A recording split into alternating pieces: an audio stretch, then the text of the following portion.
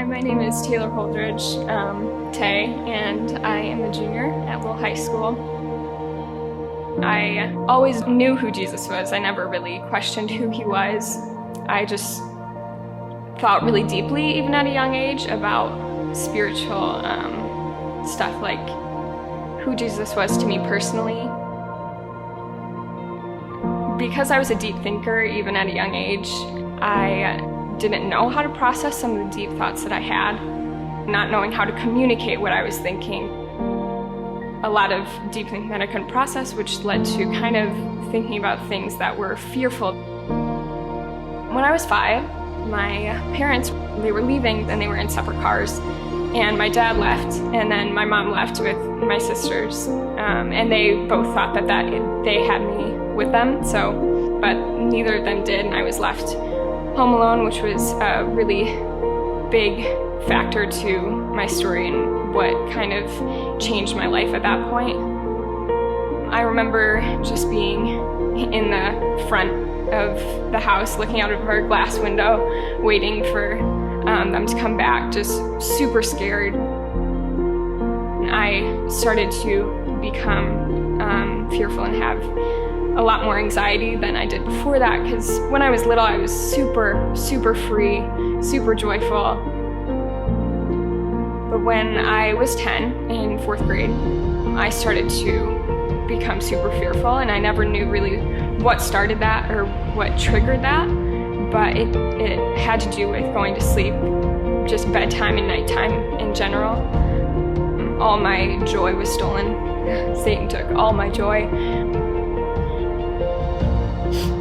A lot of my freedom that I had when I was little was kind of stolen from me.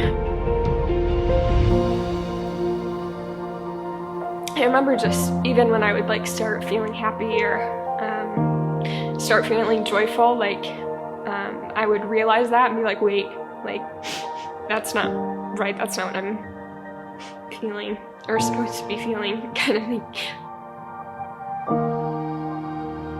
Yeah, I did feel like a burden to my friends.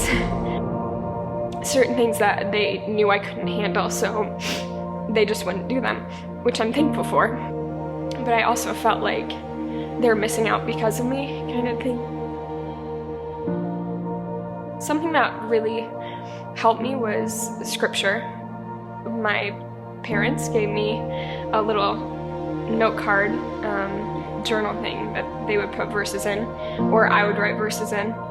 I would have that every night, just look through it, know that it's truth. And the biggest one was not a verse really, but it was a phrase, and it was, I am a child of God and the enemy cannot touch me. And that was probably the biggest thing that got me through everything.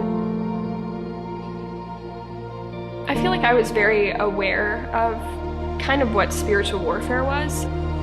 So sometimes when I did feel fear, I would kind of overthink it and think about oh, that's Satan. And then you have a picture in your mind of what Satan is, and then it's just kind of a ton of things go into it. And you're like, I don't know, you think about it really deeply, and it can be really scary and take you to a place that's really dark. And I always have loved music, so my dad and I would lay in my bed and he would show me new songs that came out about fear and just kind of show me these are the words, this is what they mean. No Longer Slaves was a really big one. I'd say in the past few years I definitely have regained a lot of the joy and freedom back into my life, for sure, that I have to go through. But seeing what God has done and how he can bring all of that back and more is something that's really cool, even just for me to see in my own life, that he has been faithful and brought back what I lost in that period of time. What I'd say to someone who's struggling with fear just is that God is with you and he has a plan for what you're fearing and what you are going through. God is way more powerful than Satan or fear or whatever is being put into your head. He's in control.